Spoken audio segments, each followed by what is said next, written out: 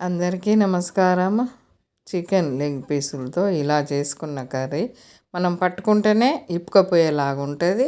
పిల్లలైతే చాలా చాలా ఇష్టంగా తినగలుగుతారు. ఇలా చికెన్లో మనము పసుపు, ఉప్పు, కారము, అల్లము, గరం మసాలా ఇంక ఇవన్నీ వేసి కలిపిన చికెన్ ఇది. లెగ్ పీసులు వేరే వండాము, మామూలు పీసులు వేరే వండాము.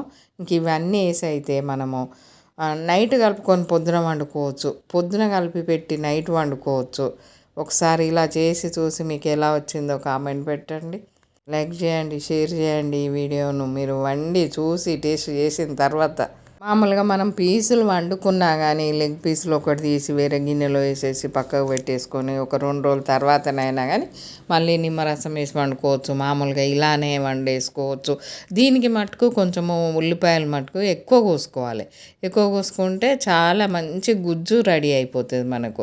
ఇలా పీసులు వేరే వండాము, ఇలా ఈ లెగ్ పీసులు మటుకు తీసాము. అందులో ఒక 2-3 చిన్న పీసులు తీసి ఇంకా పక్కకు పెట్టేసి తెల్లవారి మళ్ళీ పీసులు ఒక రోజు వండాము, ఈ లెగ్ పీసులు ఒక రోజు వండాము.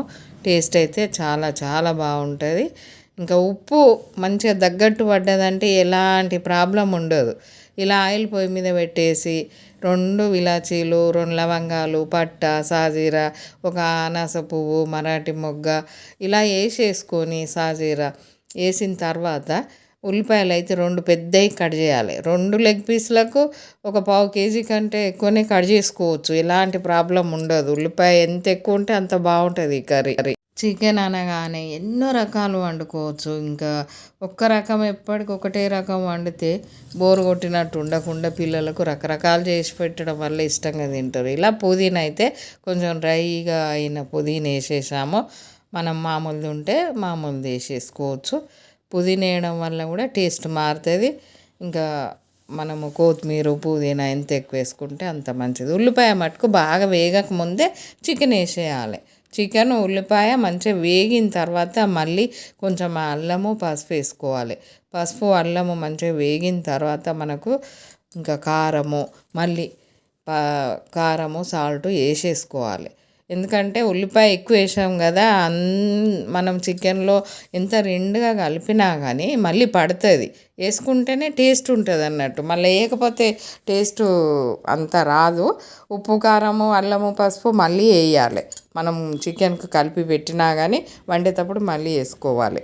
ఇంకా ఇలా ఉప్పు, కారము, ఆయిల్ తేలే వరకు ఉడికిన తర్వాత మనకి ఇది కలిపి పెట్టినప్పుడు కొంచెం రసం ఊరుతుంది. అది మటుకు ముందే వేయకూడదు. ఆ రసాన్ని ఇలా మంచిగా ఎర్రగా వేగిన తర్వాతనే చికెను, అప్పుడు ఇందులో ఊరిన రసం పోసేయాలన్నట్టు. ఈ రసం వేస్ట్ చేయకూడదు, ముందు పోయకూడదు. ఇలా ఈ కలర్ తోటి చికెన్ ఈ కలర్ వేగిన తర్వాతనే రసం వేసేసుకోవాలి. ఇంకా ఆ రసం పోసిన రసం ఇనికినట్టు అయినాక మనము కొంచెం ధనియా పొడి వేసేసుకోవాలి. ఇంకా ఇలా చేసుకున్న చికెన్ అయితే అసలు రైస్లో దాకా ఉంచరు పిల్లలు, ఇష్టంగా ఊరికేనే తినేస్తారు స్నాక్స్ లాగా. అలా ఉంటుంది స్నాక్స్ లాగా. ఈ వీడియో కనుక నచ్చినట్టు ఏది ఉంటే లైక్ చేయండి, షేర్ చేయండి.